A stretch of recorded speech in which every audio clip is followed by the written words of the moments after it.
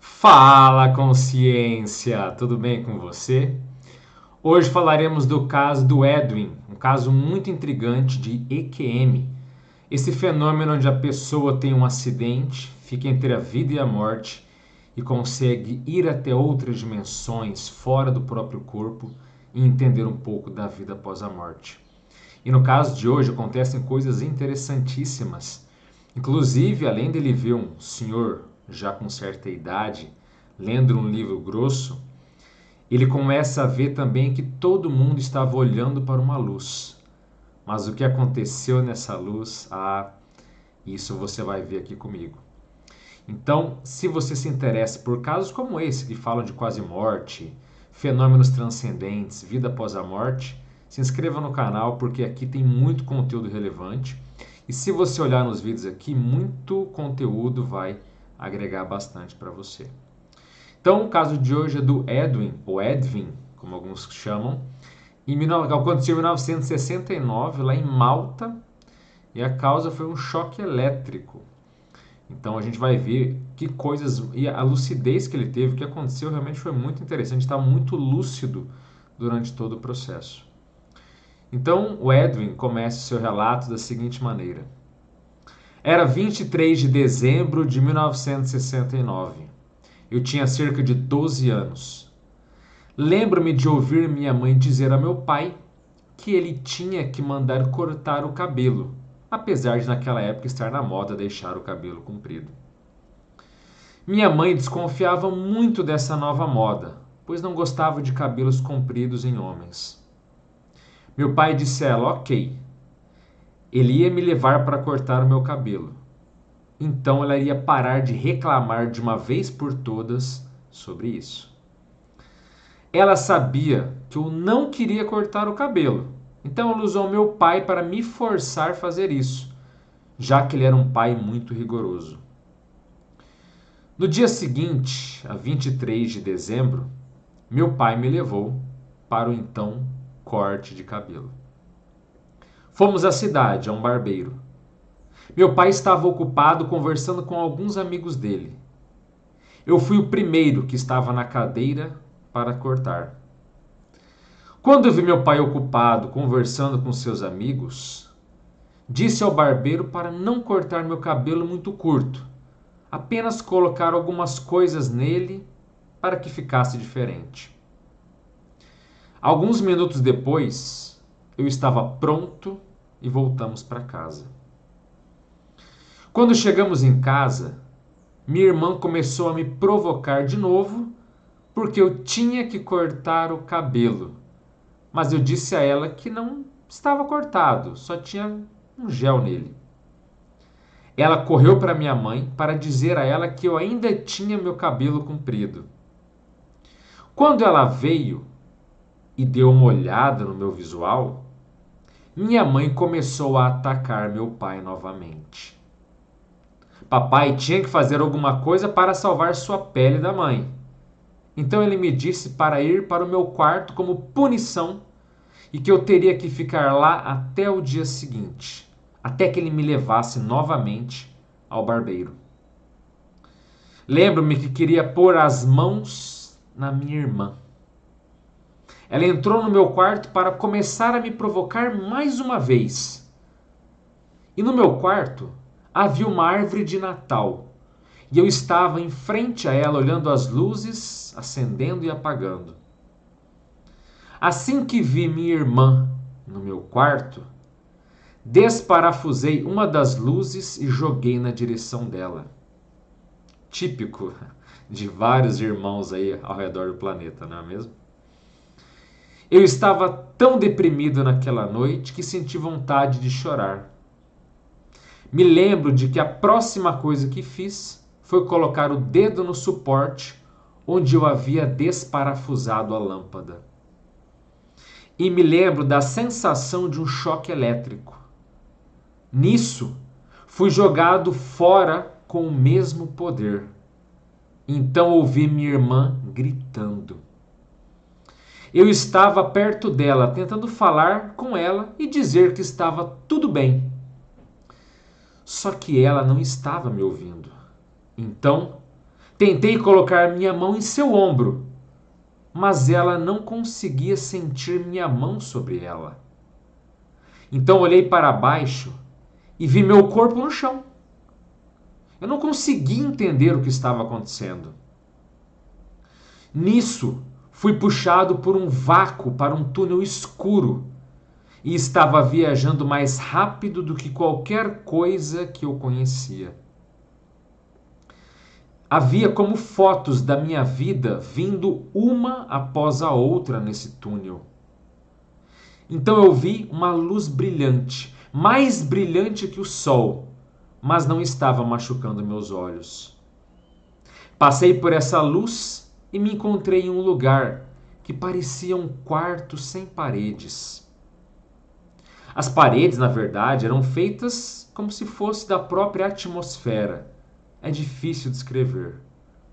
E nisso havia uma estante com um livro grosso e um homem muito velho lendo esse livro. Ele olhou para mim e não disse nada. Mas eu não me importava com quem ele era. Eu estava olhando para a cena atrás dele, pois lá havia uma pequena ponte e muitas pessoas passando por ela. Assim que as pessoas passavam por essa ponte, elas não andavam mais, apenas flutuavam para longe. E também havia uma água cristalina correndo além desta ponte e todas as pessoas estavam vestidas de branco. Interessante, né? Passou a ponte, todo mundo voava, literalmente volitava pelos céus, ao invés de continuar andando. Isso chamou bem a atenção dele. Então, procurei novamente aquele velho, aquele senhor, que vi pela primeira vez, mas ele não estava mais lá. Em vez disso, havia um homem que era brilhante e resplandecente. Ele estendeu a mão e me disse para vir e ver o que havia ali. No começo, eu estava tentando perceber qual idioma que ele estava falando, mas embora fosse novo para mim, eu conseguia entender tudo o que ele dizia. Me lembro que passamos por muitas pessoas que estavam cantando, só que de uma maneira diferente que eu não consigo descrever. E todos estavam felizes e ninguém estava preocupado uns com os outros.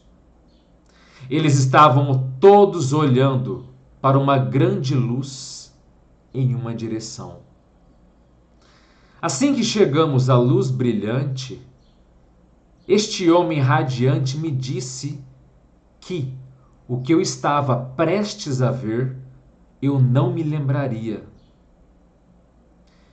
E nisso passamos por esta luz. E eu ainda não consigo lembrar o que estava por trás dela. O que eu me lembro com certeza é que depois que saímos daquela luz, o homem me levou para o primeiro lugar onde estávamos e me disse que eu tinha que voltar porque ainda não tinha chegado a minha hora de ficar lá. Lembro que estava chorando e implorando para ele me deixar ficar lá. Eu não queria voltar para a terra. Ele então me colocou em seu colo, me abraçou e me disse para não me preocupar, pois nos encontraríamos mais uma vez. Me lembro que eu lhe disse que eu queria ficar lá, que eu realmente não queria voltar. Então ele falou para não me preocupar e para me deixar ir comigo. Então, de repente, me vi de volta ao meu quarto juntamente com aquele homem, com aquele ser. Eu podia ver que agora minha mãe estava segurando meu cadáver em seus braços e toda a minha família estava ao redor dela. Eles estavam chorando e eu ouvi minha mãe dizendo aos prantos: ele está morto, ele está morto. Então, aquele ser de luz me disse: agora você volta para o seu corpo. Só que eu me recusei a voltar. Eu disse a ele que queria ficar. Ele me abraçou mais uma vez, me deu um beijo e me disse as mesmas palavras de antes. Não se preocupe, você e eu nos encontraremos novamente. E não havia, depois disso, nada mais que eu pudesse fazer. Eu acabei voltando para o meu corpo físico novamente. O engraçado foi que fiquei tão feliz com o que vi que fiz um sorriso no meu rosto logo que voltei ao meu corpo físico. E no minuto que abri os olhos, ouvi minha irmã dizendo: Olha lá, pai, ele está se divertindo com a gente. Ele está sorrindo. Que irmã complicada, hein? Acabei com outra punição. Então não vou fazer esse tipo de, entre aspas, brincadeiras com eles novamente. Só que eu guardei essa história comigo por cerca de 30 anos e nunca contei para ninguém, exceto agora. Então esse foi o relato do Edwin, muito interessante e vale a pena dizer. O que era aquela esfera luminosa, aquela bola de luz que todos estavam olhando? Podemos ter muitas conjunturas, mas o fato é, quando os amparadores, ou seja, quando o ser de luz, quando aqueles seres que não têm mais um corpo físico, querem algo de nós, eles conseguem. Então, já foi avisado para ele. O que você vai passar agora, você não vai lembrar. E por que que muitas vezes, não tendo experiências de quase morte ou experiências fora do corpo, nós não nos lembramos? Em muitos casos é porque não nos é permitida reter certas memórias, certas informações. E a razão disso não é porque é algo proibido, que é algo misterioso, é algo que ninguém sabe. Não. Nas outras dimensões praticamente não existem segredos, mistérios ou coisas não reveladas. Não é isso. Mas é em função do grau de maturidade que a pessoa não tem ou não está pronta para receber certas informações. Sem contar que certos processos é melhor não falar, especialmente no caso dele, onde mesmo depois de 30 anos, ele acabou descrevendo em detalhes tudo o que aconteceu com ele. E as sociedades extrafísicas, veja, as sociedades extrafísicas, quer dizer, aqueles grupos de pessoas que vivem em outras dimensões, além aqui da material, além dessa dimensão física ou intrafísica, eles muitas vezes se reservam no direito de não falar certas informações, porque é dos males o menor, tanto para aqueles que vão ouvir aquele relato, quanto e principalmente para quem está passando por aquilo. Agora, ele pôde entender um pouco a natureza de perceber o que existe na vida após a morte. Essa ponte que eu falei que as pessoas passavam e depois elas voltavam, provavelmente demarca a passagem para uma dimensão ou para uma comunidade mais sutil, mais elevada. Então, sabe, passou aquela barreira, passou aquela fronteira, conseguem se manifestar de uma forma mais livre, mais espontânea, certo? Não dá para dizer, mas eu aposto que aquele senhor idoso, aquele velho, como ele falou, que estava lendo aquele livro, provavelmente era o ser de luz ou o amparador que chegou para falar com ele, resplandecente depois. Ele não queria ver aquele senhor, ele queria ver as pessoas ele voando depois da ponte. E quando ele quis olhar para a pessoa, sumiu e apareceu quem? Um ser de luz, um ser de energia radiante em direção a ele, que foi o que fez todo esse trâmite, fez todo esse processo de levar ele para conhecer o lugar, para ver aquele centro de energia que estava ali, que todo mundo estava feliz, mas olhando diretamente para ele. Mas já adianto, esse ser não acha que é Deus ou que é algo assim sem resposta, não. Em geral, são locais depositórios de informações, onde a pessoa muitas vezes precisa acessar algo mais importante, ou como ela não tem maturidade para lidar com aquilo aqui na vida humana, é melhor ela entender certas coisas, mas não voltar com aquilo. Geralmente são conteúdos de ordem mais particular, mais privativa, porque assim, todo mundo tem direito à privacidade, mesmo que não existam segredos fora do corpo. Sabe aquele segredinho que você não conta pra ninguém, aquilo que é às vezes a área mais nebulosa da tua vida? Pois é. Os seres de luz, os amparadores, todos sabem de tudo. Está tudo esclarecido, tudo às claras em outras dimensões. Aqui pode passar batido. Aqui você pode achar que ninguém está vendo, que ninguém sabe. Mas, na vida após a morte, tudo vem à tona. Porque nada é secreto. Então, quando você fizer algo pensando, oh, vou fazer isso aqui porque ninguém está vendo, ninguém está sabendo, isso aqui, sabe, não há testemunhas dos meus gestos. Acorda, presta atenção. Quantas pessoas, que não vou nem dizer de quem, mas que têm experiências fora do corpo, que saem, às vezes até espontaneamente quando dormem, por exemplo, porque não acontece só essa saída do corpo, gente, não é só EQM não, tá? Não é só choque, nem afogamento, nem queda, nem traumatismo, não. Qualquer pessoa relaxada, em estado meditativo ou em trabalho energético, pode sair do seu próprio corpo, ter experiências iguais, até superiores a essa, e perceber que existe, que não existem segredos, que toda a nossa vida está às claras, está sendo observada, em muitos casos analisada, e tudo tem uma razão de ser. Tem coisas que são agravantes contra nós e tem coisas que são atenuantes. Quantas pessoas que não querem sair do corpo, por quê? Por culpa, por vergonha. Peraí, mas será que sabem mesmo aquilo que eu faço, aquilo que eu fiz, aquilo que aconteceu? E se me cobrarem? E se me julgarem? E se me condenarem para sei lá, uma dimensão doentia, inferior, umbralina, um inferno, o nome que você quiser dar? Então o medo, a culpa, a vergonha, o sentimento de menos-valia, tudo isso são questões emocionais que atravancam a nossa capacidade de entender a vida após a morte. Mas não existem segredos, fique tranquilo.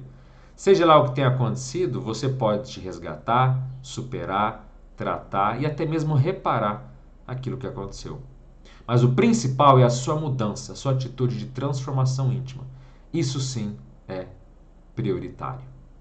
Se você fizer o dever de casa, você pode olhar para frente com a cabeça erguida e entender por si mesmo, sem mistérios, sem rodeios, sem ilusões, sobre o que existe na vida após a morte. Então fica o convite para você sair, ter suas próprias experiências. Vale muito a pena estudar, especialmente uma ciência chamada projeciologia, que é a ciência que estuda as experiências fora do corpo no qual a experiência de quase morte está inserida. Se você quiser, aqui no canal temos uma área de membros, onde você pode aprender técnicas para sair do corpo e outros vídeos exclusivos também, que vão te ajudar aí nesse processo de crescimento pessoal. Temos inclusive uma live todos os meses, uma live exclusiva para falar das técnicas de saída do corpo. Mas não recomendo que você vá aplicando sem estudo. Né? Estude, pesquisa, faça cursos. A projeciologia é uma área muito importante e extensa que vale a pena ser debruçada sobre ela, porque ela é transformadora em absolutamente todos os sentidos, certo? Então, gente, eu fico por aqui. Espero que esse vídeo possa ter agregado alguma coisa para vocês e também ter trazido mais perguntas do que respostas, porque evoluímos assim. É na base da reflexão, do questionamento e não de certezas e de verdades absolutas que não podem ser questionadas nem mudadas. Eu desejo um forte abraço a todos, as melhores energias para você e até a próxima.